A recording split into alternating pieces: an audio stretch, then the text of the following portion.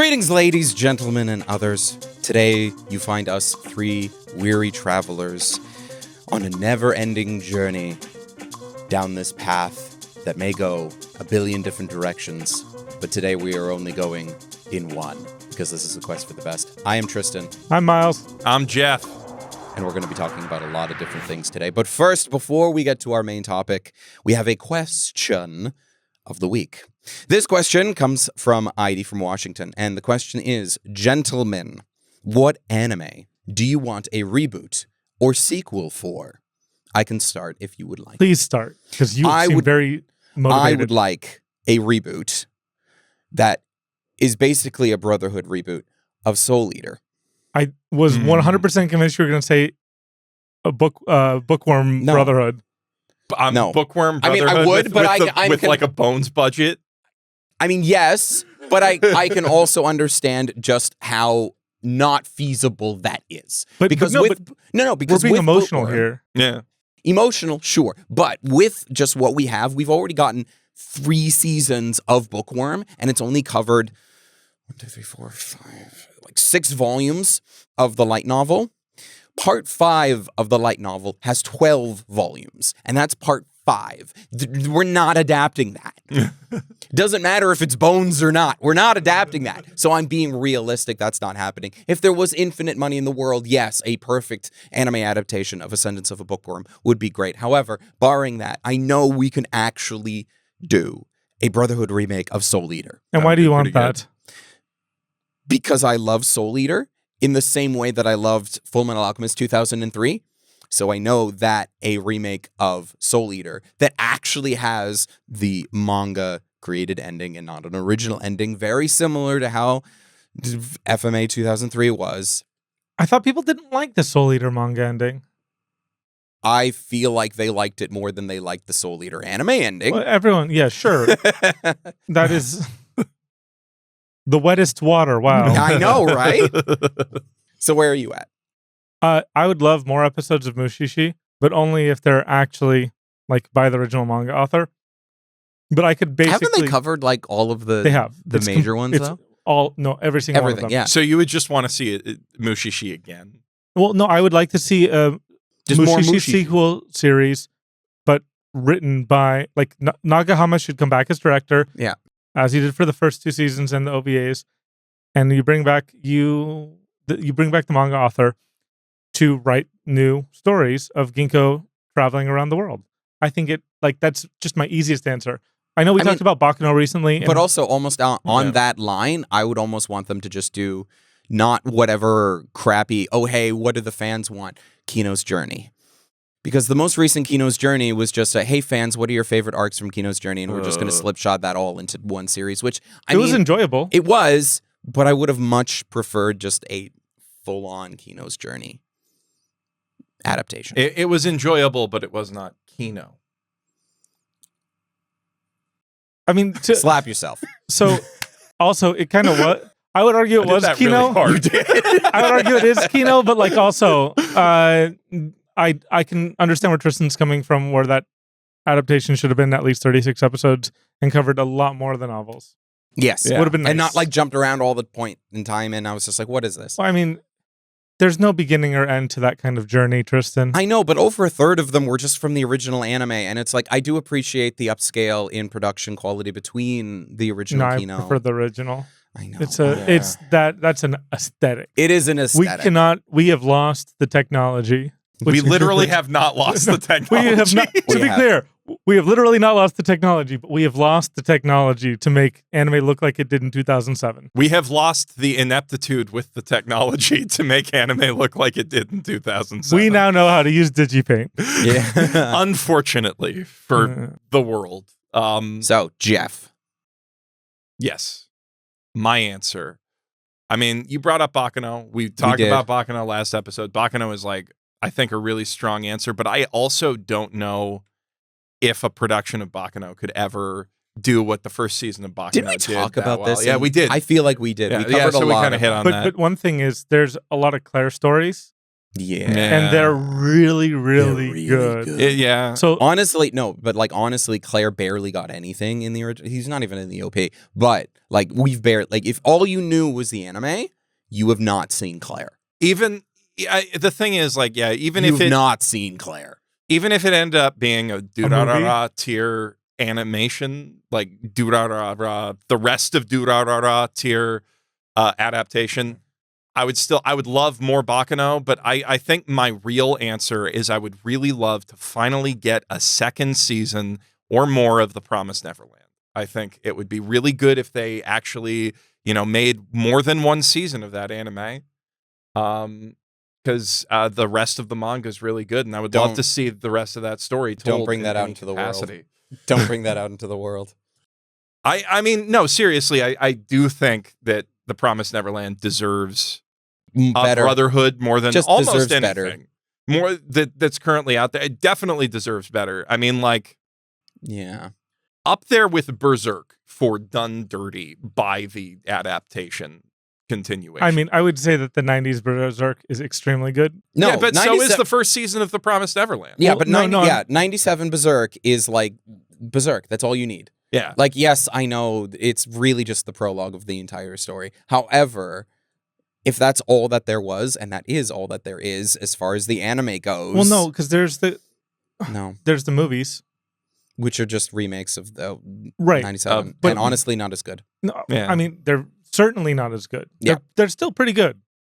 They don't have the same heart and soul as the original, and honestly, I like the changes made for the anime from the manga. Now that I've finally read the manga, it's really, really good. Yes, Really, really good. I actually liked Berserk 2017. I'm not going to say it was good, okay. but the thing is, I think the source material is so incredibly strong that was actually my first experience with Berserk was the 2017 anime. The 2017 anime? Mhm. Wow. That was the first Berserk anything I ever experienced, and it got me into Berserk.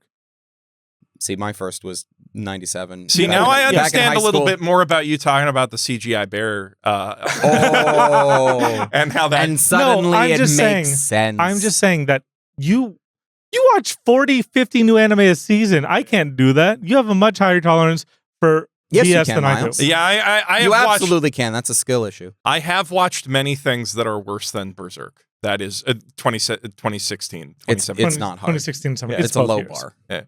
No, I mean, no. There's at least one show a season that is worse than Berserk 2017. There's at least 5 a season that are no. worse than Berserk. What I'm saying is, 2016. It is visually. I know that it's animation, and visually is an important element. Visually, it is not pleasant to look at, at all. or very well framed, plotted, those sorts of things. But the acting is good, the music is good, the story is good, the dialogue is good. Everything is good about it except for Clang. the animation and the sound effects. And the sound effects. Which is And having seen and the Berserk, compositing. so and having seen Berserk 1997 and the music. and so The music is good. it's okay. It is compared to No. 97, it is fine. I Compared wanted to to talk 97. about Promised Neverland over here. sorry. You guys, Jeff. Sorry. It's fine. I understand you need to get your heresy about Berserk 2016 out there into the world and get us canceled. It's a good story. It is It a very is. good Yeah. story. Have you That's heard? literally the only story of Berserk is pretty good. Are you going to say no? You No, don't- I'm not going to say. Tell me about Promised Neverland. Yeah, so I mean, Promised Neverland is it's a phenomenally well told story in the manga. Except and the one adaptation, the one season, The we one got season was is- great. is one impeccable, one of the Yes. greatest anime thrillers out there. I would Mhm. say. Really? The first season of the Promised Neverland, It's really It's good. like It's really 13. it's really good. I've seen a lot of really good anime, and it is one of them. Yeah, But It's not an all timer. as thrillers go, yeah, I would say it's an all timer. like the only thing that in my mind that's dragging down season 1 is that it doesn't finish the story and there leaves things open for more. But it also ends on a really satisfying note. No, It it is can. a good complete story, which is why I was never personally all that mad about season 2's. Oh, but you didn't read the manga. Well, no, because I never you personally told me to never acknowledge season 2's existence, and so I'm Yeah. like, that's easy. Which we're not doing. I'm just saying I would really like a second season of The Promised Neverland this because where they never made one. This is where I have to make the meme and say that I would actually really like an actual adaptation of Tsukihime. because they've never made one. Yeah, that is a good place to put that too. Yeah, It's a joke. It's a They meme. should make Brotherhood for Full Metal Alchemist. They should. 2003. They should. They should just continue the story. Yeah, I would actually. I mean, actually, Continue the story from after Shambhala. Yeah, I would super actually be down for that. for more of that story. That'd be really cool. I like. They'll never do it. So, like, the first season is a very good self-contained story. It's a impeccable thriller with great stakes, great characters, great direction and music. Like just a solid adaptation all around. But the parts that they botched that they didn't botch, because there is no second season in Boss They couldn't have botched it, yes. But the parts that hypothetically might have been botched in some parallel universe where they made a terrible, terrible, terrible second season that spoils everything and speed runs through. We get it. So like the second arc, Goldie Pond, is this insane sort of survival game where the kids find this toy town that has been constructed by one of the demons that eats human children, where he takes children from the farms and just puts them in this town, gives them AK-47s, and he's like, I am going to most dangerous game, you little bitches. Be ready for it. And then just leaves them to live there. And it's intense. It's awesome. And I mean, they really couldn't have kids with AK-47s in an anime that was going out in America, I guess. So they just decided not to do that. Only real kids with AK-47s are allowed in my country. Not fake yeah, kids. exactly. Not digital kids. No, not fake no, kids. Not AI generated. They don't want to kids. set bad examples for the parents. No. I'm sure somebody in the comments is going to correct me Just that think they're of the not ratings. AK-47s. I think there is an AK-47 in there, but like there's Legally that distinct AK-47. legally. No, you can just do AK-47s. You can just now. do AK-47s. It's a but token. It's token representation. I don't like I'm it. pretty sure they're different model guns mostly than AK-47s. But I'm saying AK-47s We're not Because it's the Because one gun you played in GoldenEye. I understand. Yeah. No, actually, because You'd use the golden gun in GoldenEye. Because why wouldn't you? no, Jackie Brown. It just AK-47 is lodged in my brain because of Jackie Brown. Good movie. Extremely good movie. When you absolutely positively got to watch a good Tarantino movie, watch Jackie Brown. Maybe it's best. Yeah. But yeah, so like that arc is incredible, and they rushed through it and butchered it. And like they were trying to do like a parallel world story, which I guess is a cool idea, or might have been, if it wasn't just an excuse to rush through all of the key plot points in the manga as fast as possible and just get to the ending as fast as possible. But like after that, the exploration of the other kids planning to do stuff against the demons and their like planned revolution is really interesting. There's a super fascinating metaphor for capitalism built into the whole story that is explored in depth. There, it goes Commentary on capitalism. You don't see that in anime. You don't see that in anime very often at all. No. But like it's an interesting one. Like it. I'm giving you a hard time. Yeah. Like there's problems, especially with the ending. The author said that she wanted it to be at least 108 chapters at like a minimum or something like that. Can I play a fun game with you right now? Uh-huh. Tristan, I want you to, under the table, tell me, put up the number of fingers for the number of times we've heard the rant from Geoff before, prior to today. Listeners, you are getting a very well-practiced rant. You are hearing something that Geoff has rightfully been saying many times. All right. I think this is the number. Ready? Wait. Under the table? Like, what did you want to do? You want to just... just pull it up. Hold the number up under the table. Now pull it up. Okay. I'm pretty sure it's 3. I think it's 3, and this would be the 4th then. And this would be the 4th. But this is for the listener's sake. That's right. No, yes. And this is why I was very happy to let you do that, because it's a good rant. You are the Hime's having your Hajime right now. So just to be clear, we've been doing this podcast for 5 years in our heart of hearts. In our heart of hearts, but literally every single time Promised Neverland is mentioned, Geoff is like, oh wait, I have the perfect story for this. despite the fact that we have heard it a lot. It's good. It's a good story. I mean, to It's be a good fair, rant. I've This is been how really pissed off you intoxicated a lot of those Yes. times. That's also true. But also, you can tell just how much it burns you. Man, this is literally like my Vietnam in a bar. I just sit down at the... Did I ever tell you about the time A1 Pictures messed up the Promised Neverland season 2? No, it could have Geoff. been beautiful. No, Geoff, we've never heard it. Please regale us. So we're very happy to share this podcast with all of you because now in the comments, you will never let him tell that again. Until the next time it gets brought up. Or at a panel at a con or something like that. Yeah, okay, yep. That should be someone's first question. Next time we do a panel, someone should walk up and they should be like, "Hi, Jeffrey, big fan. Can you tell us what you think about Promised Neverland season 2?" And the manga, which is more important. And I mean, I don't want to spoil all the cool stuff that happens. People should go read the manga. It would be so nice if there was more anime. And this is why yeah. I don't read a lot of manga.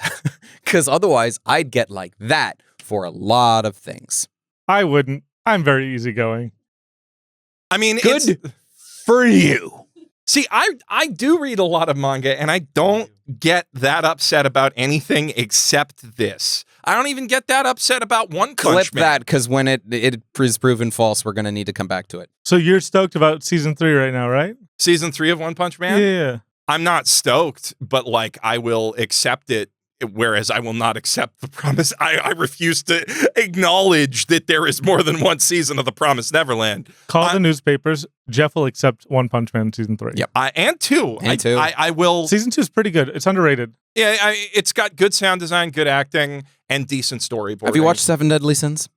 The Seven Deadly Sins. Please. Okay, that has nothing to do. My burning hatred for the Seven Deadly Sins has nothing to do with liking the manga. In fact, that only makes it worse. Did you know that in the most emotional character death at the end of the Seven Deadly Sins, one of the characters is crying and his tears fall on his girlfriend's literally giant boobs that he is nestled within because he's nestled within her boobs while he is crying about the death of his friend. For those listening and not watching, no, Tim Rogers did not just join our podcast. Did I go Tim Rogers You with my voice went a there? little Tim Rogers there. Hello and welcome to anime. I'm Tim Rogers. You're watching Quest for the Best. The thing is, And now we get to the bottom line. the bottom line. The thing is, like, That was good. he's got, I think, a pretty similar like vocal register to me, and just his speech patterns completely infected my brain. Yeah. After watching all of Action Button back to back, So literally after the Tokimeki Memorial video came out, you can see it in my.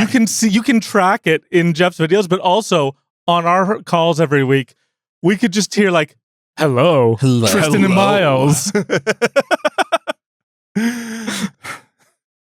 Okay. We should move on. Let's side quest it up, Tristan. What's our side quest for today? I am not introing sideQuest. No, Jeff, you do it. Oh, shoot. Yeah, I am doing side quests.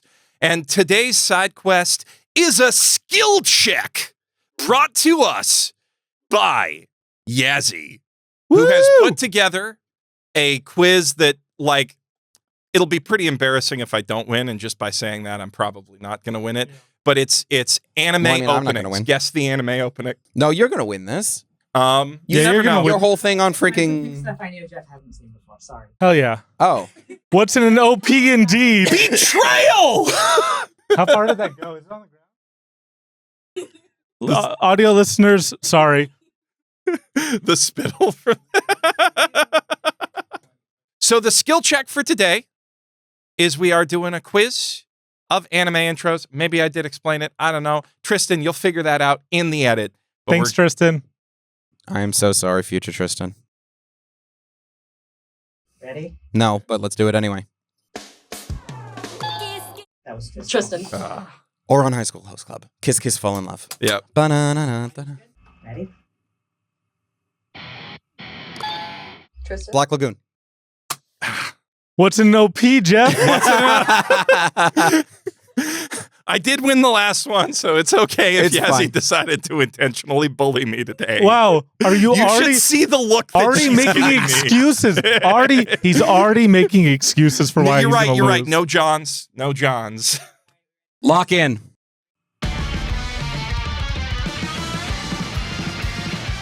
I don't know. No one knows? No. No. It's Blue Lock. Blue Lock. None of us have watched Blue Lock. Apparently we not. probably should. I have watched. And you still didn't.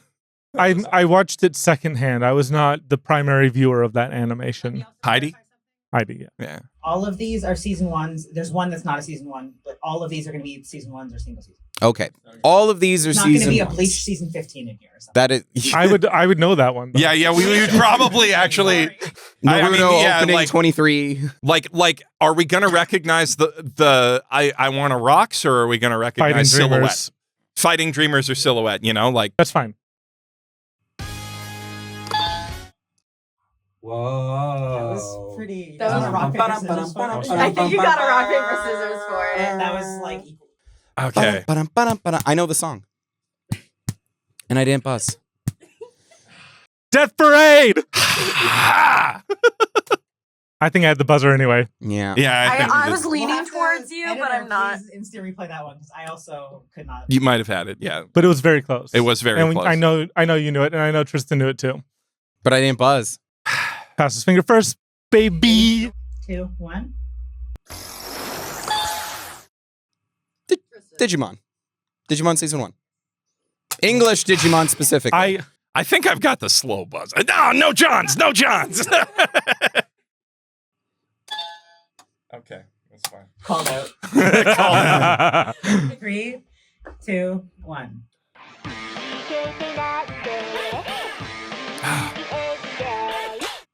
I should know this. I shouldn't. Wait. Yes. Is it Nagatoro? Yes. Yes, finally on the board. Jeez. I'm proud I don't know. You shouldn't be. Nagatoro rules. No, I'm kidding. We're doing a Nagatoro I'm episode.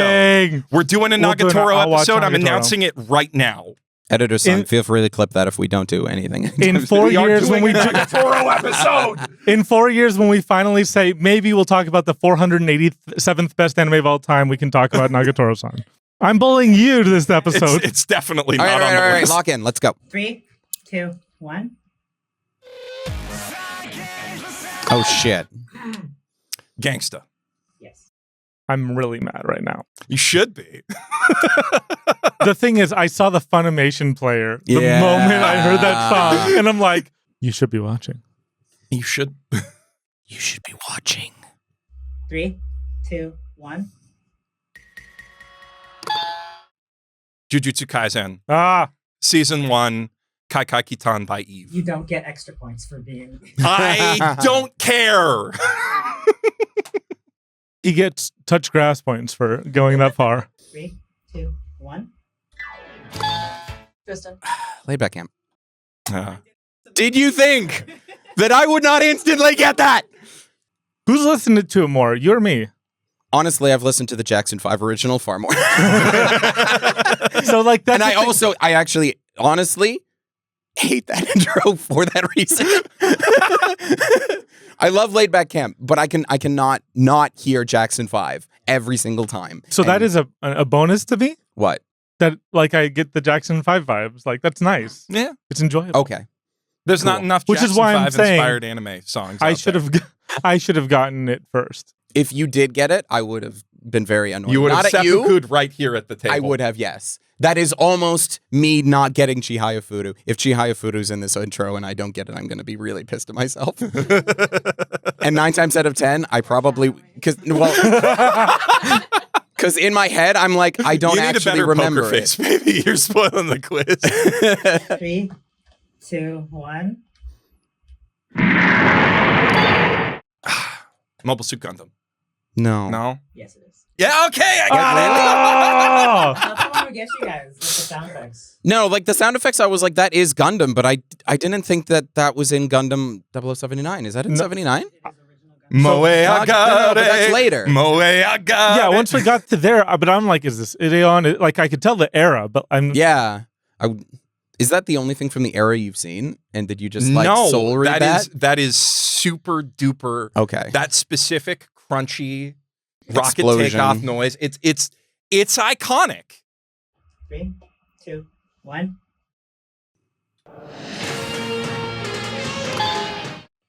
Look around you. Say the name. It's Shaman King. It's the Shaman King English opening, which Cool. you should have expected because we also had Digimon. I mean, the only other English intro I know is Pokemon, so whatever. Okay, well, Shaman King bops the hardest out of any of them ever. Okay, 3, 2, 1. Oh no.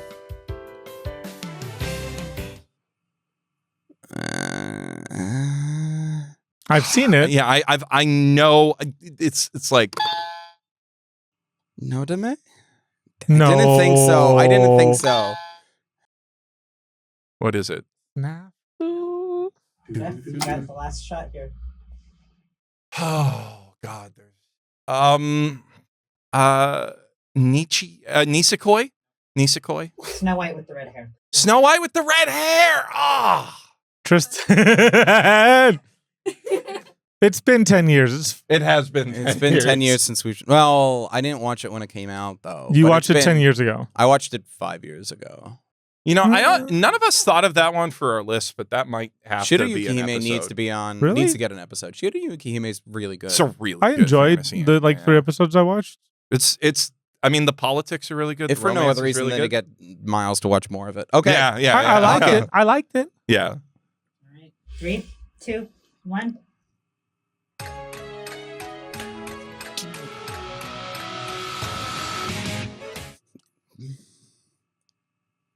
I'm going to get it wrong. Gosek? Damn it.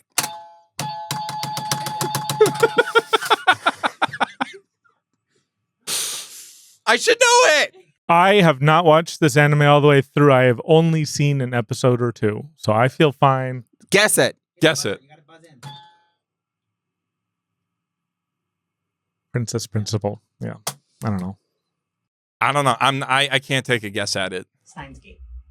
I was going to guess Steins Gate 0, but then you said it was only season 1. That's no. That's not season 1 of Steins Gate. That's not. That's It's not a Steins Gate. Zero. It might be Steins Gate 0. That's not Steins Gate. That's Steins Gate 0. I was right. I was That's right. Steins Gate 0. I was right. No, but it's Steins Gate 0. I was You broke your own rules. It is Steins Gate 0, and that's why I know it, but I didn't get it. I'm so proud of myself though, because I'm like, I would, yeah, All right. I would have got it right. We can edit No. it out. No, we need that. We're not editing that out. 3, Lock the fuck in. 2, 1. Sorry. Tristan. Tokyo Ghoul. I am very proud of us that Tristan. all of us got that, because if Yeah. anybody didn't, we That would would- get well, burned so Yeah, hard. you shouldn't be proud. You should be relieved. But also watch that back and see who actually pressed the button first next time. It was Tristan for sure. Damn. Yeah. No, it was. No. I Fastest finger first has been lost. Yes. You got me on layback camp and this one. I did. I don't like this. Skill issue. I'm still going to lose. Ready? No, but go. 3, 2, 1. Oh, no. Free? No. No, Why did I say that? it is a sports anime. It is a sports anime, and I should That's know why it. you said it. I did. Why did neither of you buzz? Because I need to hear it. know. Trebek, can I hear it again? Yeah, just play the rest of it.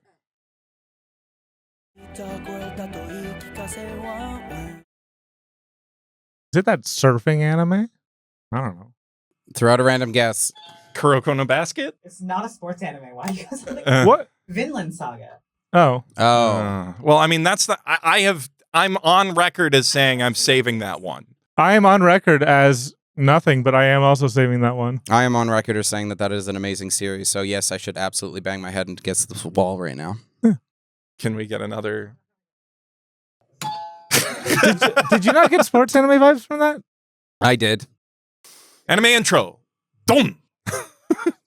3, 2, 1. Long ago, when the pyramids were still... Miles.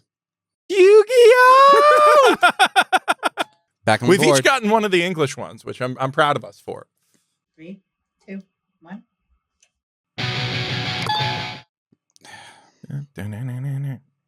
I know it. Gurren Lagann. That I hate. So here's the thing. I also would have gotten it by that point. No, I'm agreeing with Tristan here. Because I was playing the song in my head. There was a little bit of pressure on me, but it's okay. But I had it. I got it within a second. I totally would have got it. Okay. Yes. I know. Thank you.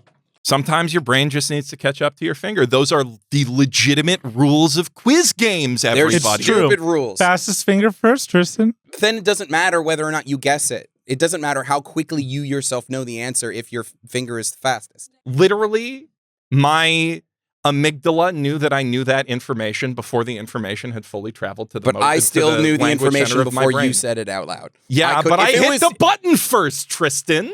Gentlemen. Done. Anime intro. Done. 3, 2, 1. Death Note. Fastest finger first. You knew we all knew it. Come on. Let's continue. 3, 2, 1.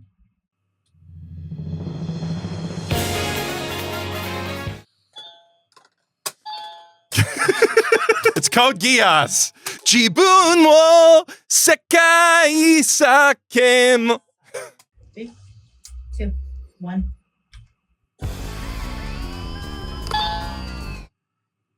No, I f***ed up. Spy Family. And I swore. 3, 2, 1. 未熟無情されど I don't know this one. I've watched this anime. Yeah, no, it's definitely a really sad one. Just because it's slow doesn't mean it's sad. I give up. Everyone gives up. Domestic girlfriend. Yeah, we should all be ashamed. We should. I mean, I haven't watched it, so now I'm. Yeah. I feel Same. better because I've only heard watched the one song. episode of The Domestic song Girlfriend. sounded very familiar. 3, 2, 1. Great teacher, Onizuka.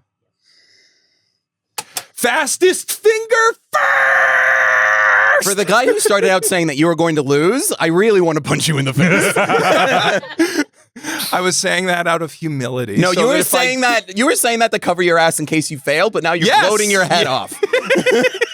Absolutely, I am. How far ahead am I? Don't answer, Chloe. 3, 2, 1.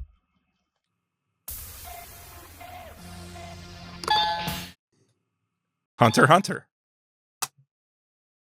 Next one. 3, 2, 1.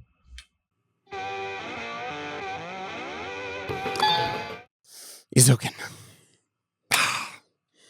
I was seeing the animation in my head. No, I was seeing it, and then it's like I'm actually watching it, and then my brain is just like, my mouth wants to say Fooly Cooley, but I absolutely know that's wrong. And I'm like, don't press the button and then say Fooly Cooley to this. That's not right. You just gotta chill, brother. Okay. 3, 2, 1. Dun dun dun dun. Monthly Girls Nozaki-kun. Fastest finger first. Yeah, but I was close. You were close, 3, but not close enough. 2, 1. Nichijou. The thing is, when I hear that, I just think smoke weed.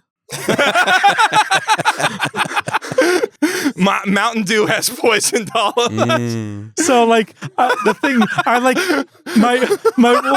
I had a roommate who had that song as his alarm clock for like 3 years. The Mountain Dew remake? Mhm. Remake specifically? And so I hear that, I'm like, oh, it's time to go get Chris up. Just so you at home know, if you don't know the important piece of culture that we're talking about right now, Mountain Dew, the creator of the most iconic smoke weed everyday anime remixes of all time, all of them, every single one, is now the CEO of V Shoujo. Anyway, 3, 2, 1. ReZero. I was hoping you guys would get that because you watched it recently. Not season 1. Not season Not one. season 1. But I did a video on it, so that's I was gonna get it in about a half a second more. but I was so much You were locked fastest in. finger. All right. 3, 2, 1. Samurai Champloo. I was hoping you wouldn't get that. Tristan's just quiet over there. I'm gonna suffering get in my jumped own after way. This podcast. I'm gonna We're gonna have to do the next segment with just 2 people. Okay. 3, 2, 1. Shoot. Soul Eater. There you So go. that was our one, not season 1. Yeah, that's what kind of blew me there because I. I told you there was one, not season 1. Okay. There were 2 not season 1s actually. Blame Crunchyroll. Blame Crunchyroll. 3, 2, 1. Wait, initial D? Thank you. No. Like the car was like initial D, but like But the one you were beat, thinking GTO for a second. the one there. beat. Well, because then I was just like, but we already had GTO. So So no, it but it has was the to- one beat after the car start. And I was just like, wait, that might not be initial D. But the car start was initial D. But you know that, yeah. Oh man, the thing is, like that song for me, I never think of Initial D because it's just the Eurobeat that makes me think of Yeah. Initial D. You know, Yeah. it's just anyway, All right. 3, 2, 1.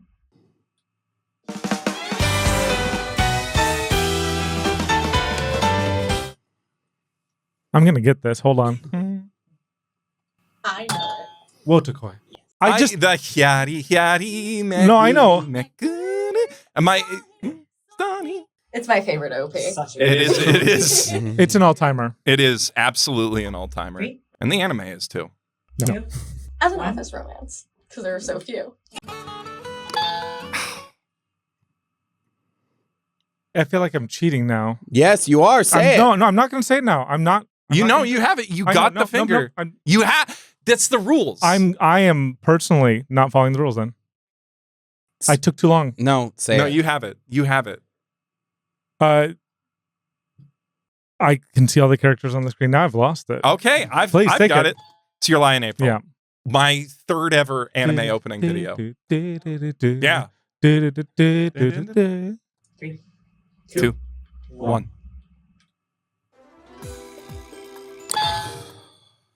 That was you. It was me. Yeah, that was you. Cardcaptor Sakura. And so with that one, I can only see the When Japanese the- dude. No, the Japanese dude remaking it.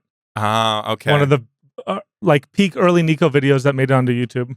Oh, so you see a Japanese dude's foot descending into, Yeah. into the water. That's what literally what I was seeing in my head. 2, 1. さあ始まるざますよ行くでか Lucky Star. All right, last one. Anime intro. Dum. 3, 2, 1. Oh no. I mean, I'm really mad at myself right now. I'm also mad at Is myself. that free? That's That's what. free. Okay. You saved the best for last. I was being like, I don't want to guess it again and be wrong because then everyone's gonna be like, do you know what free is? Then Tristan second, Miles. What were the numbers? I'm there were really a lot of just good reactions. Sure, but I'm really sad I didn't get free. I should have gotten free. Tell us the score, and then you can record yourself saying a different score if we change the No, score. we're not in going to editing. put that in. We're not putting that in. I just want to know how bad I beat you You'll guys. find out. Does it matter? Yes! Mister, I'm not gonna win. Setting myself up to graciously accept failure. So that you can instead gloat and be the worst fucking winner ever? Yeah! So today's main quest is mine. So A very important one. a very important one. I have been wanting to share this movie with the both of you for years. Since we have. started Anime Night. That's right. Wicked Sundays have been going on for about 5 years now. And I've talked about this the whole time. And when- despite this not being a Kawajiri film. despite this not being a Kawajiri film, because I just love this movie and there are very few excuses to watch it, talk about it with other people. And I wanted to make one with the two of you. And I'm very grateful for the podcast because now we can talk about Royal Space Force Wings of Honnêamise. And not only that, we were able to watch Royal Space Force Wings of Honnêamise in the city where it was made together in person instead of on a Zoom call, which still would have been amazing. It still would have been great. And we almost didn't watch it. But So Royal Space Force is Studio Gainax's first film. Technically. First release. Again, technically. Yeah. One could say this was Daikon Films' first release. technically. No, it was Commercial Gainax's release. first, yeah. There's a lot of ways you could talk about it in that sense. But yes, this was Gainax's first commercial release. It was a movie that was in production for 5 years. Came out in 1987, 88. 88. 88. Because if it was 5 years, that would be 5 years after Daikon 4, and you had Daikon 4 on your shirt, and that said 1983. Wow. And I'm pretty sure they immediately got the contract to do this from a producer after that producer saw Daikon 4. And yet they couldn't announce it until 86. Because it was in production for so A long time. And in the meantime, Anno went off to work on a bunch of Miyazaki movies, and you know, a lot of the animators went off and did their own things because, like, it was a whole journey. So Studio Gainax is a production house that all three of us love dearly. Yeah, for various reasons. Yes, I think if you love anime, it is hard not to love Gainax and Trigger. One of the most influential studio houses of all time, with some of the most incredible talent to ever exist in the anime world. And kind of in a similar vein to what we talked about with Eiko, this is an anime made by people who grew up loving anime. Yes. And it is very, very obvious, but in a much more subtle way than with something like Project Eiko, which is hugely referential and has a lot of homages and has like the accumulation of a lot of tropes. This film is a alternate history story about the first manned space flight. Very steampunk. Very steampunk. This is like it. Oh, wait. Did we say steampunk or dieselpunk? Dieselpunk. It is a like alternate history taking place in what would be the equivalent of like the 1900s, the 20th century, more or less. I mean, it's kind of an alternate 1950 almost. Yeah. Or 1969, some might say. We want to be very specific. The first manned spaceflight was in the 54. Yeah. To get to orbit, I think. That was Yuri Gagarin, wasn't it? Yeah. Yeah. So 54, that sounds right. Sputnik was 52. Whatever the case, we are anime people, not history people. In history.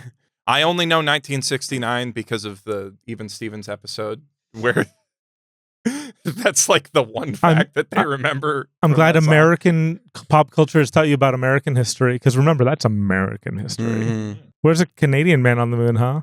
I do know a song about a very important Canadian date. No, let's not. So I told these guys that my phone password was the most important year in history, and they immediately said 1812, the year that the Canadians burned down the White House, or the start of the war where they did such. Royal Space Force, which they originally wanted to just call it Royal Space Force, but lots of politicking going on with this movie. This is also a too many cooks situation, and the production team wanted to cut down the movie by 20, 40 minutes, to which the director said, "You'll have to cut off my arm." Right? Because that's how much of the movie you're taking away. Yeah. And I think that there's something to that, right? Yeah. I don't think you could cut a scene from this movie. If you cut a minute, it would be a worse experience. That would be as huge a crime as what they did to The Thief and the Cobbler. Actually, yeah. You're going to have to explain that one. The Thief and the Cobbler is a... Not for me. The Thief and the Cobbler is a huge passion project, kind of like the life's work of Richard Williams, who, among other things, did the animation work on Who Framed Roger Rabbit, bunch of classic animations. And he had this vision in his mind of the most insanely beautiful Arabian Nights adaptation ever made. Every single frame, like we talk about every frame a painting, this is literally that. But also some of the most like insane experimental animation, the way the backgrounds move, the way the characters move, and he just poured everything of himself, everything of his own money and creative energy, and a lot of other people's money into making and remaking over and over again this movie and perfecting it For more than 20 years. for more than 20 years, which is a lot longer. I mean, if Royal Space Force had gone that long, they would have done the same thing.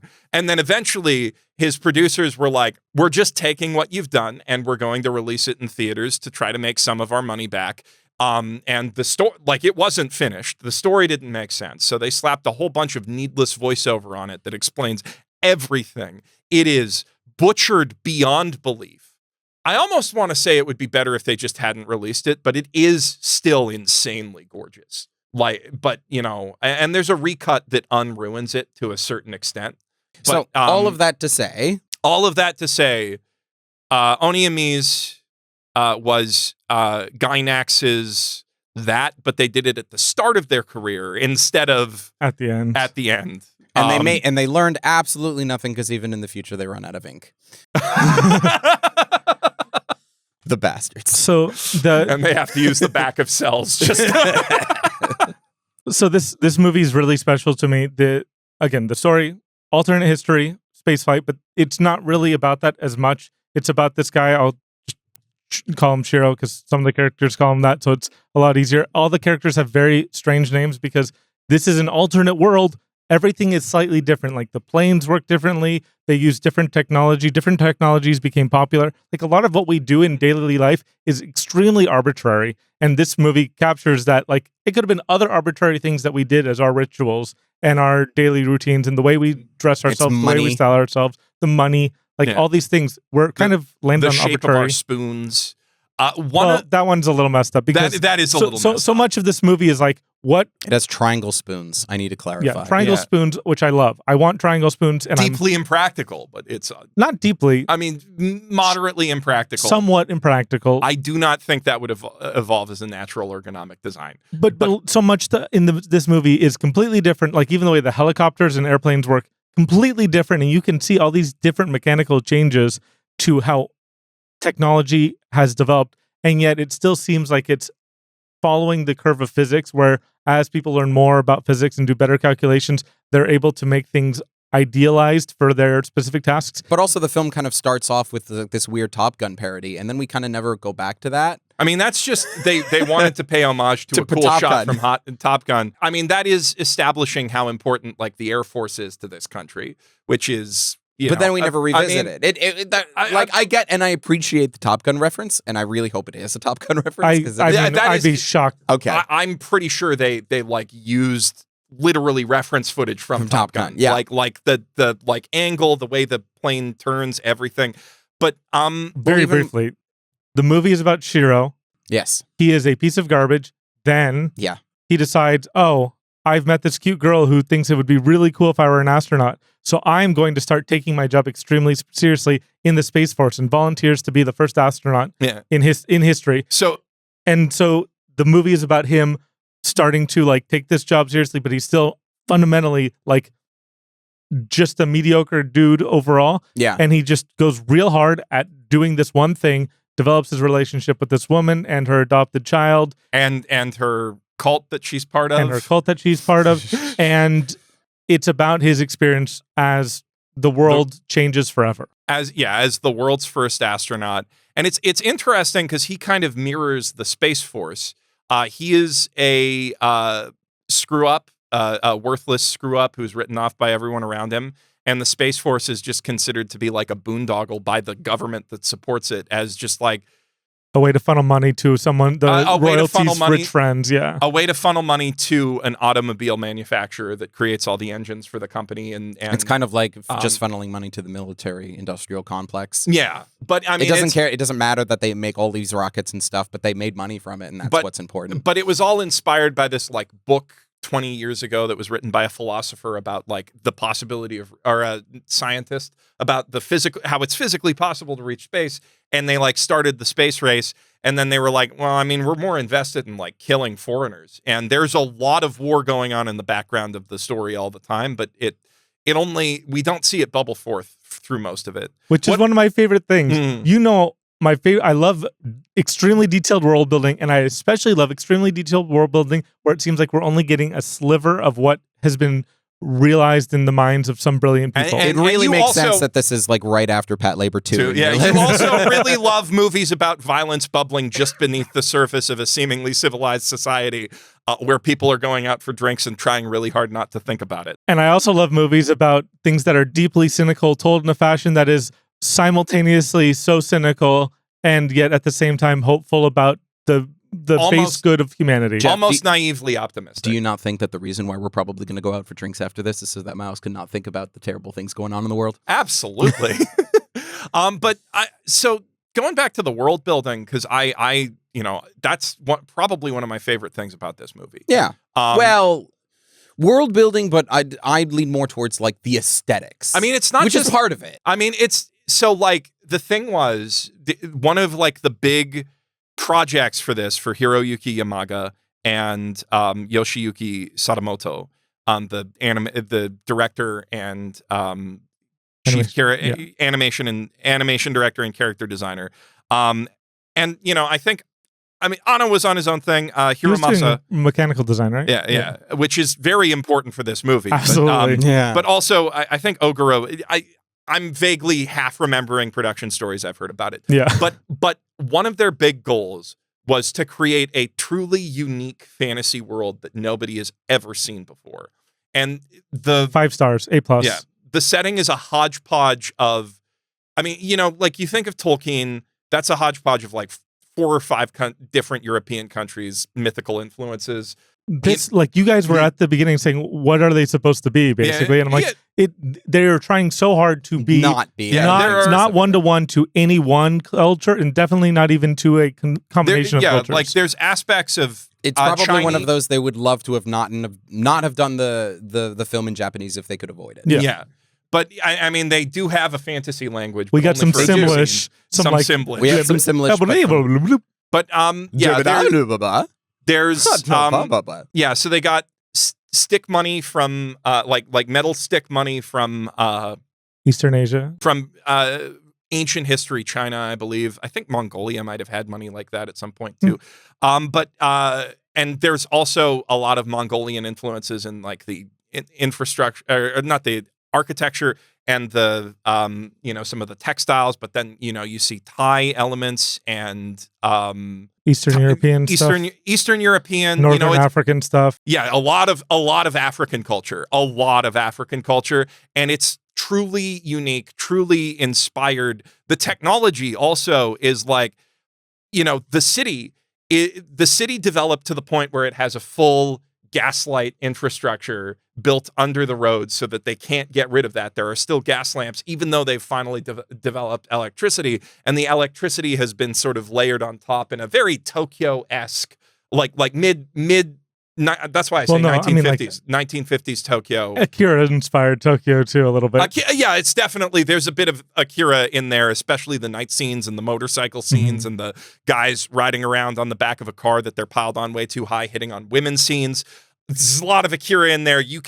They're wearing their influences on their sleeves, but also disguising them. Honestly, the many guys in a car trying to pick up women, I don't think that's Akira. That's not Akira, but because like even freaking Kiki's Delivery Service had that. I know. I mean, that's more. That's more of a Miyazaki. No, it feels Urusei. Yeah. But I mean, the framing and the way the lights behind it and the way the shot is composed. I gotta show you some more Urusei movies. Okay, yeah, I do gotta see Beautiful Dreamer. You gotta see all of them. Yeah, but like the way the city behind it looked anyway. But I mean, you do see Akira when he rides off in his motorcycle. No. I'm not saying that there is no Akira thing. I'm just saying that thing specifically. I feel like while it is a Akira reference in one point, I don't think that's where it originated. Yeah. Okay, that's fair. I could be wrong. But I'm not the greatest with dates. Maybe I do need to see more old anime. I do need to see more old anime. That is on me. But they're wearing their influences on their sleeves, but also transforming basically all of them, except that Top Gun shot that we all immediately clocked as Top Gun the second we saw it. But also, there was also you pointed out when we finished watching it, because the credits had the NASA logo in it. Yeah. When we do have space flight, like the whole. They definitely, the whole rocket kind of disassembling and they there's probably, a proper name for it. There's a proper way of describing. Decoupling. Is it decoupling? I mean, it is technically decoupling, but they're like that's not an incorrect word, but that's not the word that NASA would use. I think it is. No, it's for separation. When Decoupling is when it's two things that are coupled together go apart. Yeah, but it's not. It's when, I feel like there's a different term when that each NASA stage uses. of the rockets fall Either apart. way. Disengaging.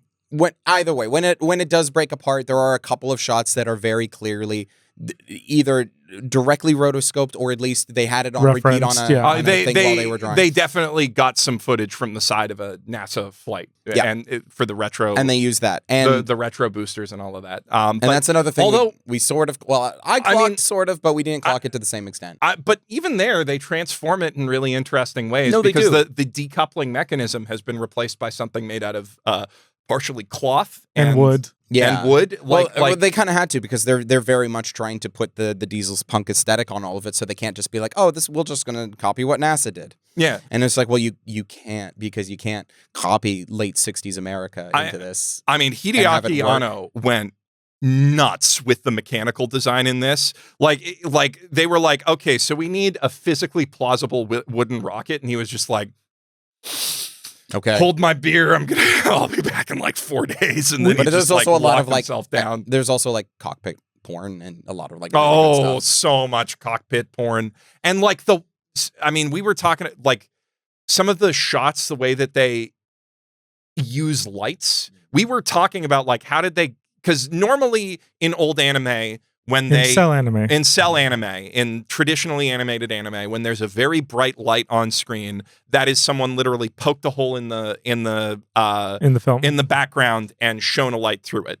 But there are scenes where there are lights like that moving down on backgrounds, which would either require that you redraw the background like 50 times and move the position of that across it and just have multiple holes or find a way to fill it. But what we think they did was they put a small reflective surface on where the in between the layers. Yeah, in between the layers on top of where the light on the motorcycle would have been, so that they could shine a light on it into the camera. And there's like so many just insanely cool and innovative photography techniques and parallax effects used in this movie. It is insanely gorgeous. I believe that they got more money than Akira for this. So yes, at the time that this was produced, this was the most expensive movie, beating Nausicaa and not Kiki's. Which one was it? Cagliostro. Oh, Cagliostro. Yeah. So those were the two most expensive Japanese animated films up until this point, except for Akira. Or was Akira after this? I don't actually think Akira costed that much. No, by Akira. Comparison. No, Akira cost a lot of money. Akira's the most expensive. It was the most expensive movie at the time. But if we were trying to argue that there were Akira like inspired parts, Akira would have had to have come out before this. Then. Yeah, Akira, I'm pretty sure Akira came out before it, but we're unconventionally high budget. 500 million yen is less. Okay. Some sources claim it to be the most expensive anime film at the time of release, but this claim is disputed by Crunchyroll writer Daryl Harding, which I would agree with because Honnêamise was the year before, and it cost more than 9 million US. I mean, or 5. So the production budget was 5.5 million. Royal Space Force was more than that. So yeah, because Royal Space Force, like the backstory was basically a producer saw Daikon 4 and just walked up to the guys who made it and was like, "Hey, shut up and take my money." And they made something that was completely unique, aesthetically, visually, story-wise. It is. I mean, all stories are fundamentally the same. However, I really enjoyed watching this journey of a extremely flawed character in Shiro, piece of shit. Absolute piece of garbage, and how he manages to be somewhat endearing, somewhat terrifying, but entirely compelling. And you are, even if you're not necessarily supportive of him as a person, you're rooting for his success because it means the success of everyone. But it's success for humanity as a whole, the good and the bad of humanity, that there is hope for even the worst of us. And this is what I mean when I say it's both cynical and very romantic. It does somehow balance those two things very well, because you see all these failures, all these human costs for what they're trying to do. It is one of the few movies that says you're going to take your lumps for history. We're not romanticizing anything, but we're still going to romanticize you're still going to feel romantic about it, right? Mhm. So we see how the impact of the Space Force is having on like the country. Like people are not being able to eat enough. There are homeless people who could be supported with the money that is going into the Space Force. They could build bridges.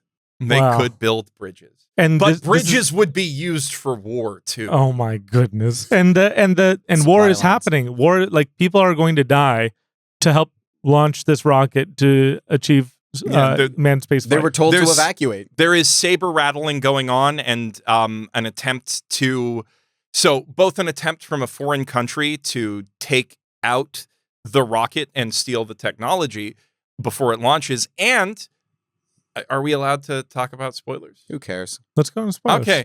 And simultaneously, the intelligence agency at the heart of the country is leaking information about the rocket launch, which they have intentionally moved to the no man's land between their countries, to the foreign government in order to get them to steal the rocket so that they can use that as justification for an invasion. Well, not for an invasion, for demanding reparations. For demanding reparations, so they can basically which would then escalate. It was more like to recover the costs because they realized this was a terrible mistake and a poor alignment of resources, but they were already in too deep. At this point, they could make more money by prompting someone else to steal it. And technically, it's almost like another you could make country more money on Broadway by producing a flop.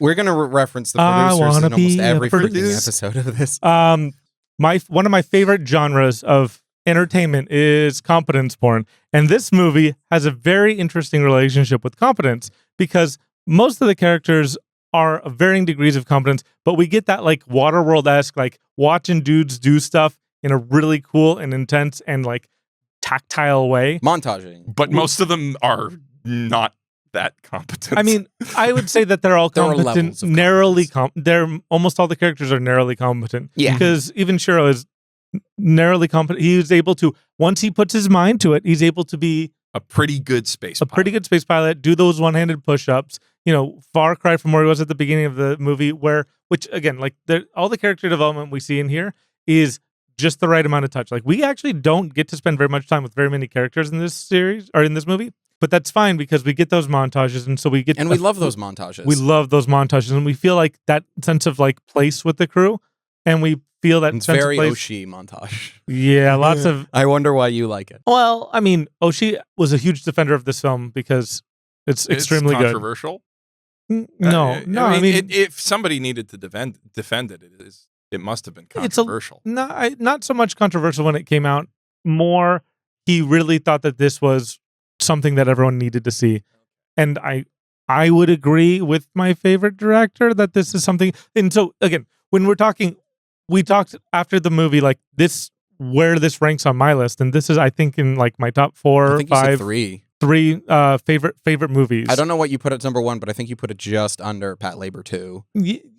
It depends on the day, depends how I'm feeling. Yeah, fair. And movies for me, I like. And you put a bunch of movies before TV. Anime. That's the thing. When we've talked about like our lists or what we want for the final quest for the best list. Yeah, we've often framed it in TVs or in TV series. And for me, like, there's no TV series in my top 10 if I'm going to be completely like true to myself rather. Yeah, and this is, one of the best movies, not just anime movies, not just animated movies, one of the best movies I've ever seen because we get so much from so little. We get every moment of each montage, those like 3 or 4 second moments, we were gasping or laughing or just like going, hell yeah. Like this is a very hell yeah movie to see, like, not quite competence porn, but like competence happening.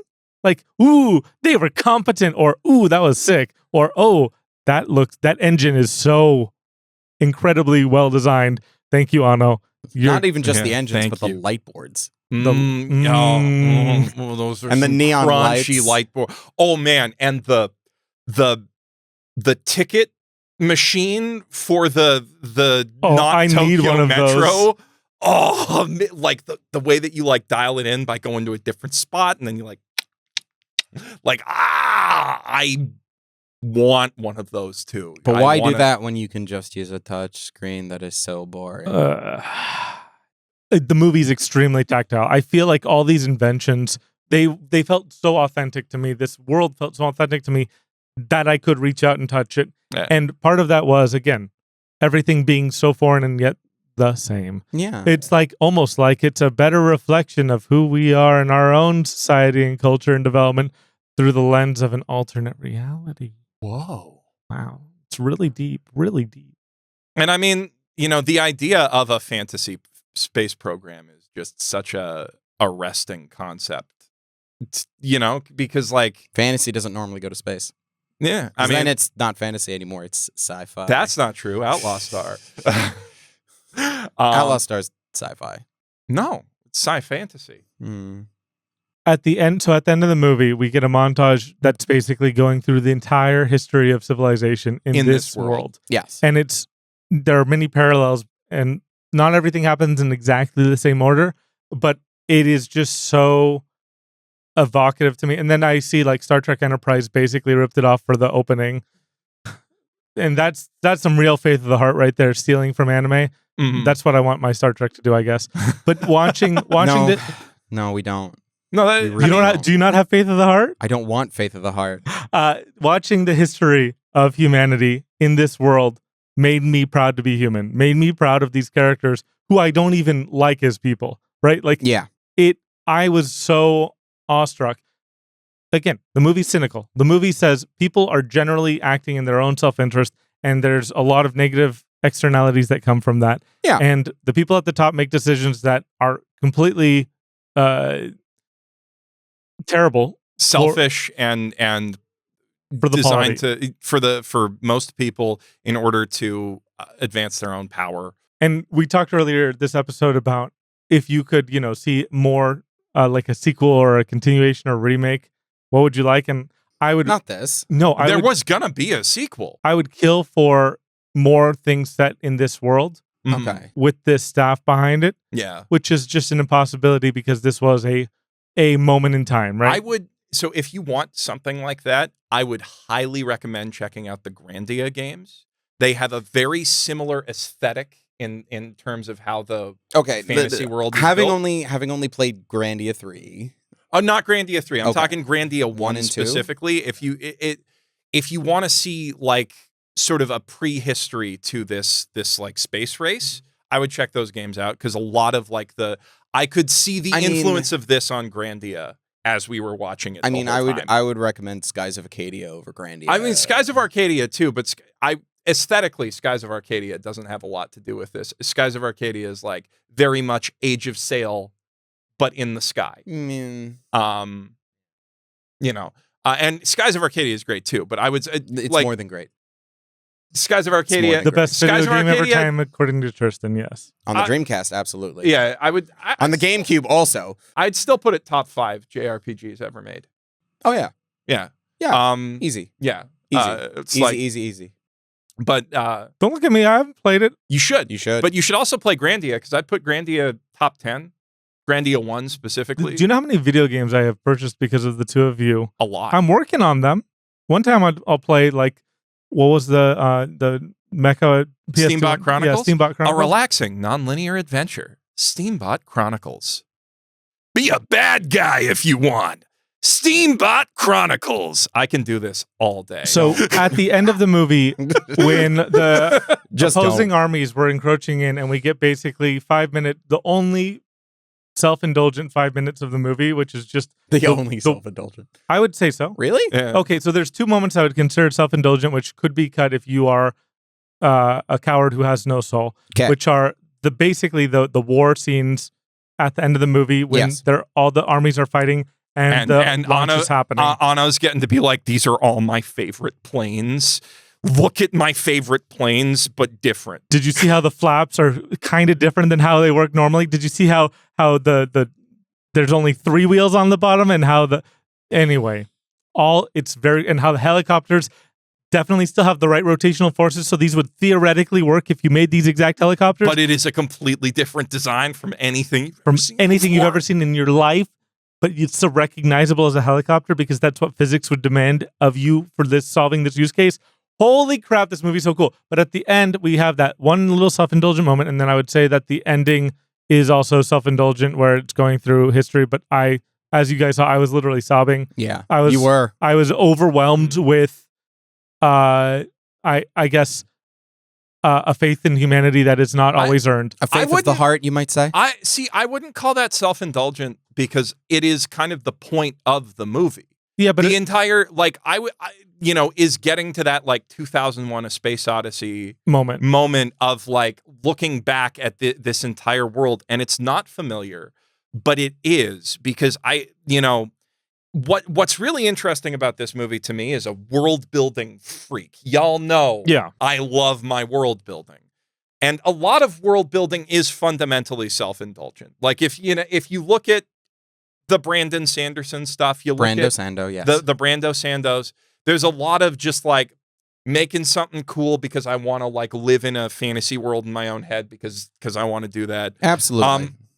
And I love that. I'm not saying that there's something wrong with that, but there is a narrative purpose to it here, which is by taking away all of these familiar comforts of any kind of human civilization that anyone on Earth has ever really known. The film is able to drill down to the essential commonalities of all human beings, of human nature across all history, across all nations, the things that make us great and the things that make us terrible, mixed together in one person, in one nation, in one story, and in one moment, in one beautiful moment. In looking at getting the first view of Earth from the overlook sky, effect, which is so funny because, or so perfect, not funny. It's so everything, because earlier in the movie we see him showing off, hey, this is the first picture of Earth, and it's just a piece of paper that's half black, half white, and he's like, oh, the black is the Earth. This is like, it's pretty crazy. Earth, yeah. We did this, but you're not really seeing anything. And then he like looks down, he sees how small it is, he sees how little all of it matters. The light as stars. And he can't even tell what cities are which says so much about what he was going to space to do in his idealistic moment at the beginning. Was to prove his nation. And, well, no, at the beginning he said he's agreeing with his love interest. His love interest, yeah. That while in space there's no need for war because we haven't ruined that yet. And he's very clear eventually that the yet is there. The yet's going to happen. This space is going to be for battles and for doing the bad gun stuff. The Gundams.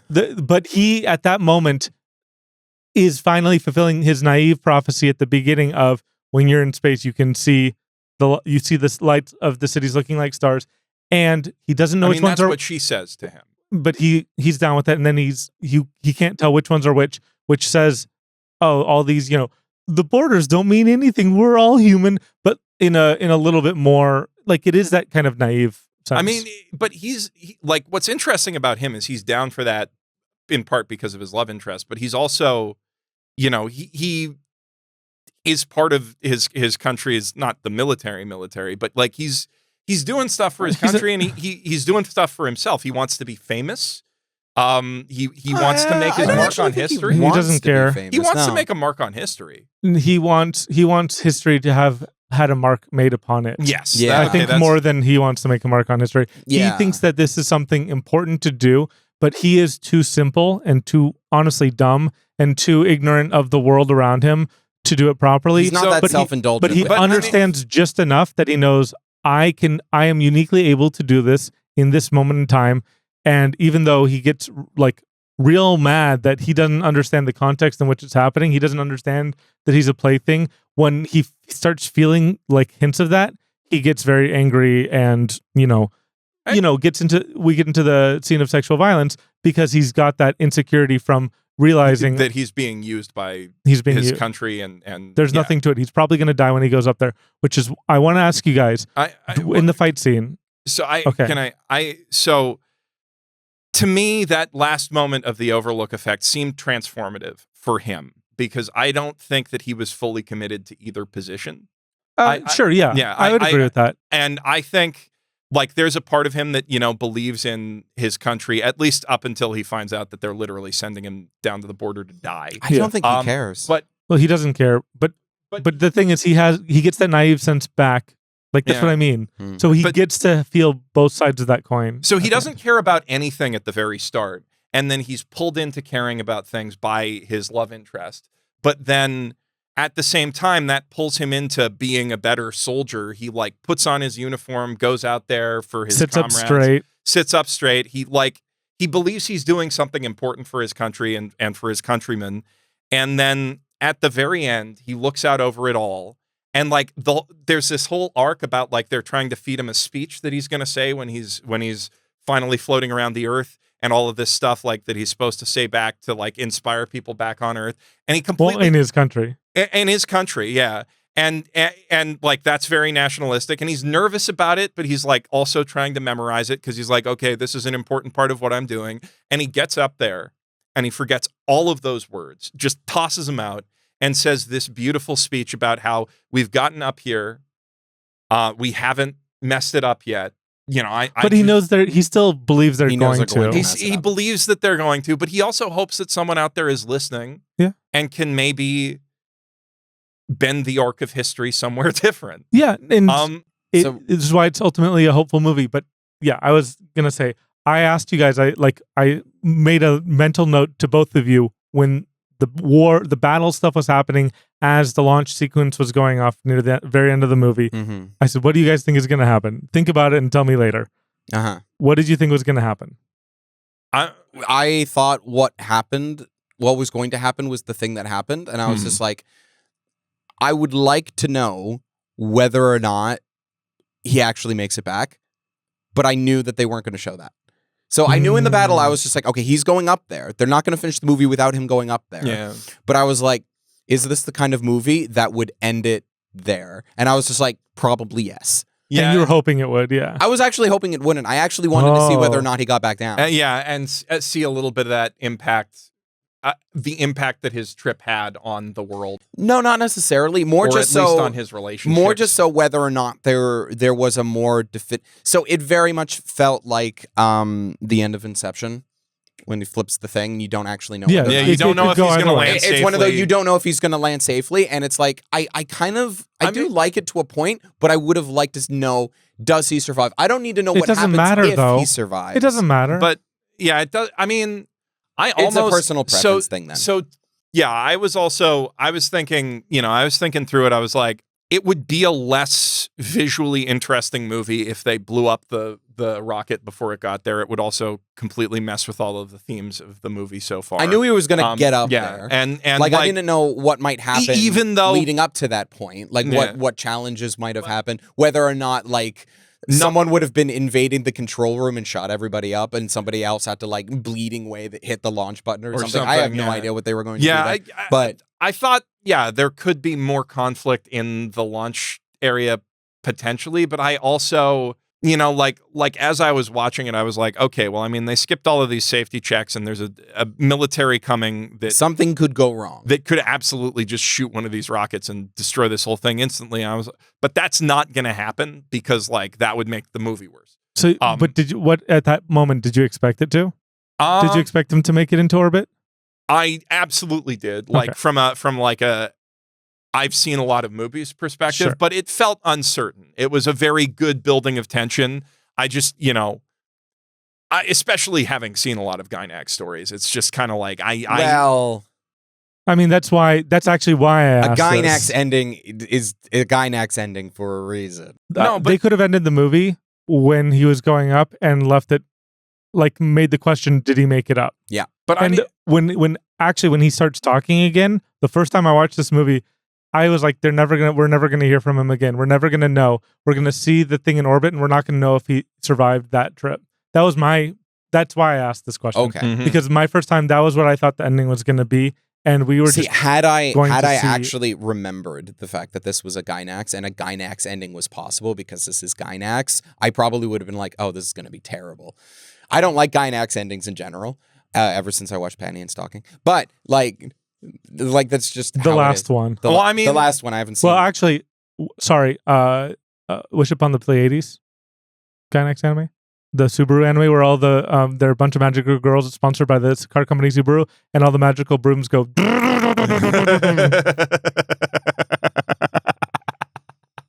That's a wonderful impression, by the way. I didn't get that far to see the magical brooms do that in that anime. You didn't go to the moon where it's made out of cheese and they eat the cheese on the moon? They do. Wallace and Gromit style? I have to watch this anime. It is surprisingly good. I love it. Gainax still doing it well in 2014. Kind of. I kind of wrote it off because nobody was left at Gainax who I cared about. But I mean, whoever got the Subaru sponsorship, I care about. The thing is, like, I don't know, like Gainax endings are definitely a thing. But I mean, this is Yamaga, whose I think last thing at Gainax was Maharomatic that he directed, and Maharomatic does kind of have a Gainax ending, but it's also like got a very hopeful ending. Yes, but Maharomatic's also narratively set up in a way that it doesn't matter. I mean, Maharomatic's set up in a way like I actually think the ending of the anime is more hopeful and positive than the manga, if I remember correctly. There's one.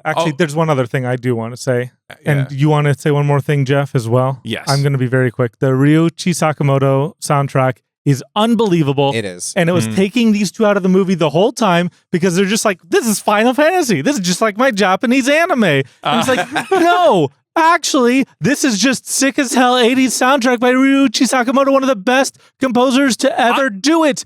He did this a couple years after Merry Christmas, Mr. Lawrence. I didn't say it was taking me out of the movie. Tristan no, did. the sound effects were taking me out of it. And the sound effects, absolutely. The sound effects are in a sound library that I've heard in a lot of video games and anime, and that. So can you not handle a Wilhelm scream? But there was no Wilhelm scream. No, I know, but I'm just saying, like, is that so much to take you out? Is it no, I didn't say it was taking me out of the movie again. I just said I recognized a lot of it, and I think it's neat. And to an extent, it, like, in retrospect, makes the movie seem cheaper than it is because it's your all associations with like retro gaming. Yeah, because I associate that with a lot of like cheap productions, because a lot of cheap productions have used those same sounds since then, even though they were probably brand new when the film came out and very fresh. But I can say that this podcast's official position is this soundtrack is fire. Yeah, it is so good. Every element of this movie is like, so to be clear, this is one of the most perfect movies I've ever experienced. There is nothing I would want changed or change. This is one of my favorite anime movies of all time. This is one of my favorite movies of all time. And one of the few ones that I think, like, I don't mind something being imperfect. I think something could be one of the GOAT while still having imperfections in my eyes. And I'm just one observer. But this film, to me, is the closest piece of art I've ever seen to perfection. One of the closest pieces of art I've ever seen.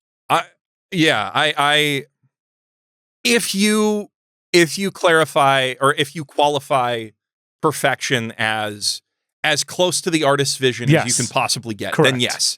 Because I mean, we noticed some animation errors while we were watching it. But that's we fine. like to call them animation happy mistakes. Happy little accidents. Happy little accidents. But you know, But in terms of like actually completing that vision and doing something that no movie's ever done before to that point, and just having a concise narrative that is thematically rich, not contradictory, and does not hold your hand, like it treats your audience with respect. Yeah, really makes you think at every step of the way. And you know, I mean, like, it's influenced so many things. What I wanted to talk about, and this feels a lot less significant in the weight of talking about the soundtrack, is just that final shot, how it made me think of Final Fantasy VII's opening of her. But I mean, the final shot like really does like, it's kind of the inverse of how Final Fantasy VII started, and it like almost feels like Final Fantasy VII was very much in conversation with this movie specifically the whole time. The whole time. But like that zoom in specifically. Like, why do you think in Final Fantasy VII they went to space? Yeah. It made no narrative reason why they needed to go to space, but they did. Yeah, you can like really like Rikuni's character. You can really relate to Aerith and her whole like living in a church, all that stuff. But that ending, the thing is, while it is kind of an Inception ending where you don't know if he lived or died, I also think that final shot of her looking up at the stars is kind of tells you what happened. I think that's his last moment. I don't think so. I I don't think it matters. I mean, but but also I don't think In it fairness, says that. I think it's set up that you can make your own ending out You of what can is make your there, own and that ending. is how you're interpreting Better it, than and that's Inception fair. did it, honestly. Yeah. Yeah, no, definitely better than Inception's ending, but it puts a lot more thematic material there for you to interpret in different ways. And to me, like the snow falling and, you know, the way that he says goodbye at the end, there's a lot of narrative structural things that say that, like, They will not reunite. they Yeah. will not reunite, and But it's that is also where he Gynax. chopped it off. It is also Gynax. So you never know. So maybe Maybe in a couple thousand years, Yeah. they'll go back. He'll go back and say, "Wow." No, maybe in a space colony in 100 years, she'll go up there and they'll both be old and they'll find each other out there. That Is this making the list? Did you guys love this movie as much as I do? As much as you do, I Yeah. don't think so. I don't think it's possible. No, I don't as think- much yeah, I like don't think that's that's the physically reference possible. there. As much as you did, no. The biggest problem I'm having is that we watched it today. I haven't processed it. yeah, Like, you really gotta properly? digest it. And it is one of those like as most of the movies Lot that to you chew on. Mhm. specifically really like Pat Labor 2 would be the Good same movies, way. yeah. If we watch, yes, If precisely. we did the podcast right after Pat Labor too, oh that my would have been god, like I was ready. you were, were. of course, because you've digested it already. we have not. So as far as where I sit, I'd like it to be on the list, but having not digested it, I would put it somewhere bottom 50. Having not digested it, really, I'd really want to like think about it, compare it to the things that I already know I'd want to put on the list, and whether or not Yeah, I would put it somewhere. So it's like But- I want it to be on the list, But you do consider it one of the best anime of all time, just from your first impression.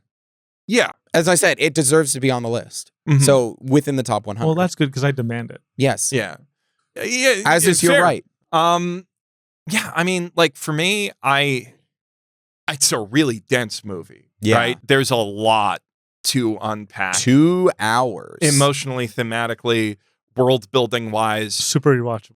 Oh, right. I remember one other thing I wanted to talk about with the world building, which is when they're in that restaurant and they've got the train going around the table. How do they get in? How do they get to their table? That doesn't make any sense. Why would you make a restaurant where you got to crawl under a model train track just to get to your seat? I would Very go to that restaurant. impractical. I would go to that restaurant. I would go to that restaurant too. But as a giant, I would not enjoy it.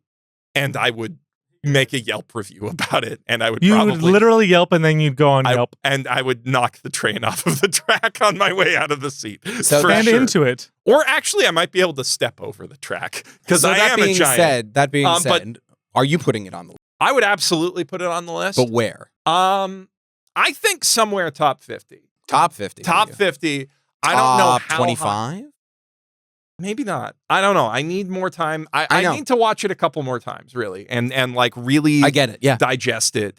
That's Because why I was being a little bit more safe with it and saying bottom 50. But yeah, that's not. But real I recognize is mean- real. but also like I mean, there were a lot of interruptions to our emotional experience of the movie due to like technical issues beyond the Unfortunately. movie's control, which might have affected my internalization of everything. Because a lot That's of like fair. the scenes that should have really been grabbing me, like when he takes off in the plane for the first time, that got interrupted for us, and like so I absolutely need to sit through it in its Again. entirety at least once, At least with, one more with no time. interruptions to like really process it all emotionally and get to the point where I am openly weeping as Miles did at the end of if I openly weep, I don't know. But Well, I mean, if you do openly weep and then you don't put it in top 25, something's wrong. yeah, no, that's what I mean. Mm. That's the difference between top 50, top 25, like If there's something to weep about, so I weep at this movie because it's so beautiful, not because there's any moment that makes me sad, right? Like at the end of the movie, I'm just so overwhelmed by emotions. and love for humanity and our potential, but also our horrible broken nature and all of that. Yeah. The movie's got all the warps. It is such a pure expression of humanity that I'm like kind of welling up right now, even thinking about it. I also know this movie deserves to be on the top of the list because my wife, who is smarter and better looking than I am, always talks about this movie whenever I talk about my favorite movie. She's like, well, that one's actually really good. Mm. And I'm like, what about all the other things I like so much? And she's like, yeah, I really like the Royal Space Force Wings of Honnêamise. I'm like, all right, wife. Okay. I She's always right, though. She Yeah. is. I think I think it almost certainly deserves top 25 just as a work of art. You know, if we're talking about just like Is this even your favorite Gainax work? I don't think so. No. Like So that's why like I think Tristan's more in the right headspace because if I think about both of you, I don't think I'm going to be able to convince y'all to put this above Ava. I don't think I'm going to be able to convince you to put this above Gunbuster. I don't think I'm going to. I think I could maybe Diebuster. Oh, Diebuster. Diebuster. Diebuster's not making. Gunbuster. No. Diebuster's not making the list. Fooly Cooley. Difficult. If we're just talking about like OG Fooly Cooley and none of the then maybe Gurren. So for me, it's the best thing they ever made, other than Daikon. Like technically, they go downhill every from it's all film. Downhill. But no, I like the thing is like I mean I love steampunk, I love diesel punk, and I feel like once I have more time to process it, it might become my favorite. You know, it has the potential because, like, you know, if I think about my favorite Gainax thing, I've got unconventional choices. I like Ava is probably the one I think is the best, and that's a very here and then here and now there and what am I doing? Now and then here and there isn't Gainax. Is it not? No. What am I thinking? That was Gonzo, was it not? No, I'm thinking of an entirely different anime. Oh, okay. The one Anno did right after Ava. Oh, His and Her Circumstances? His and Her Circumstances. That's the one I'm thinking of. Yeah, I mean that one's really good, but good. I wouldn't put that as my favorite for sure. Like for me, the one I have the deepest emotional attachment to. I might put that. Yeah, you might actually. That's super Tristan. I haven't watched it, but no, I literally have the box set sitting on my desk at home. I have been. We've established how many things I have had. This. You own this, yeah. Yeah, because you gave it to me. Do you remember when you did that? No, I do not remember giving this to you. I believe I gave it to you. I did. I own it on 5 formats. I own a you laser gave this disc. To me. I own the HD DVD, which I don't, but I do not own. You do an not Xbox own an HD One DVD player. Yeah, with the insert. Yeah. I mean, Kare Kano is the first anime bootleg I ever bought. And Kare Kano is great. It is. I mentally, whenever I watch like a new romance anime, like I'm Getting Married to a Girl I Hate in Class this season. I was like, oh, that's Kare Kano. Are you comparing one of the greatest romantic stories of all time, according to my dear friend Victoria, to seasonal waifu bait trash? I mean, I'm Getting Married to a Girl I Hate in Class is structurally Kare Kano. Seasonal waifu bait trash. Seasonal waifu bait trash. It is a ripoff of Kare Kano, Jeff, is what I'm saying. I would probably put Kare Kano in the top 50. Yeah, for sure. No, that's and I did not go past episode 1 of.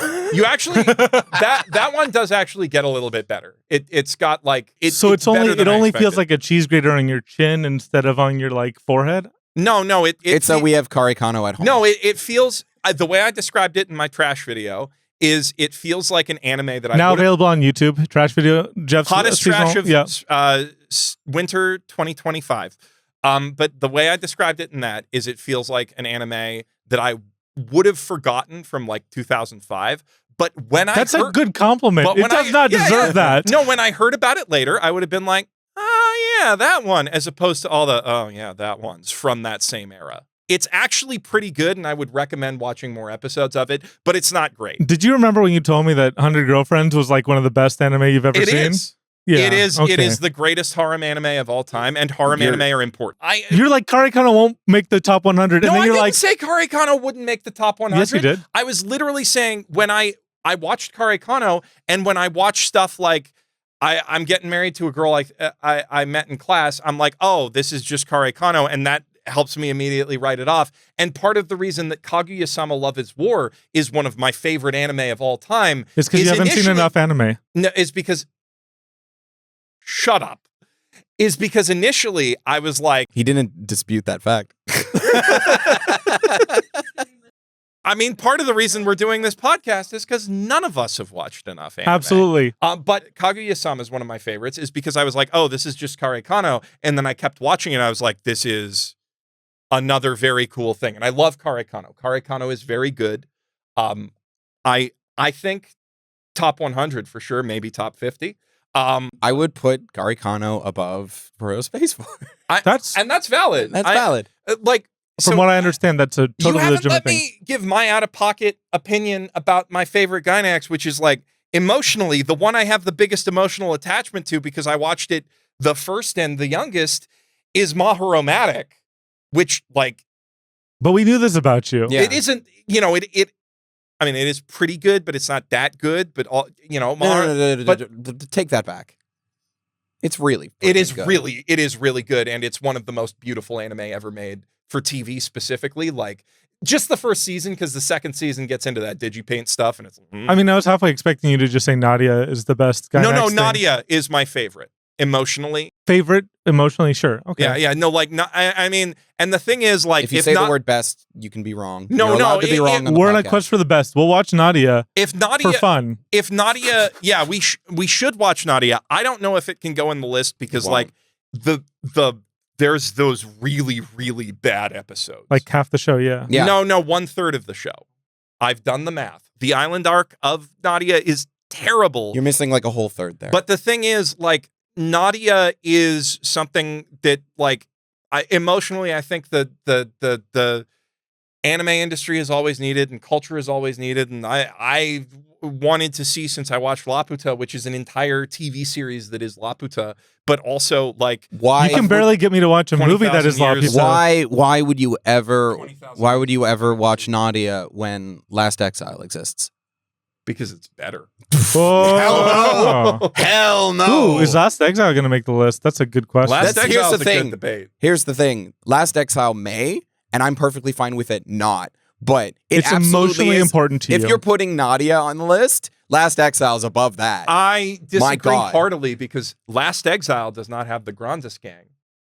So I don't care. So we're going to have to come back to this title then. We're going to have a little side quest where we rewatched this movie because no, I'm serious. No, you're right. No, you're right. I agree. Because we got to figure out where it goes. And we only watched it today. We literally watched it today. Well, so here's the thing. I feel the moment I watched this movie, I felt like my third eye opened for the first time, and I knew this was instantly one of the greatest pieces of art I've ever seen in my life. The fact that you don't both feel that way saddens me a little bit. The thing is, by the second rewatch or so, I won't be shocked if this somehow makes it in our top 10, 20 of the whole list. I can absolutely see, like, I see its fingerprints. It's kind of like Project Echo, but in a less obvious way, where I see its fingerprints, but more important, as culturally important as Project Echo, which is a huge statement.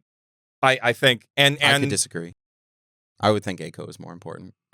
That's because you're an otaku. I know. Yeah. That's precisely why. Yeah, no, and I mean, like they're derogatory. Like they're both really important, and they both kind of represent, like, I think that if you take Echo and you take Honnêamise and you mash them together in different amounts, you get Evangelion, you get Fooly Cooly, you get every single. I was so ready for that to be the most bullshit thing you've said, but no, I'm kind of with you. like you can. There's a little bullshit there, though. It's Geoff. Come on. But you can. I think you can describe every Trigger and Gainax anime since then as diametrically opposed percentages of Honnêamise and Project Echo. I think you need to make this a 3D chart so you can get panty and stocking on there. Yeah. Panty and stocking. Yeah, no, panty and stocking is really important too. But yeah. But and there's another. Let's make it a 5-dimensional chart so we can get Wish Upon the Pleiades, the Subaru anime where they go on their booms. Bye, everybody. Later. Bye. Next time on Quest for the Best, Princess Mononoke.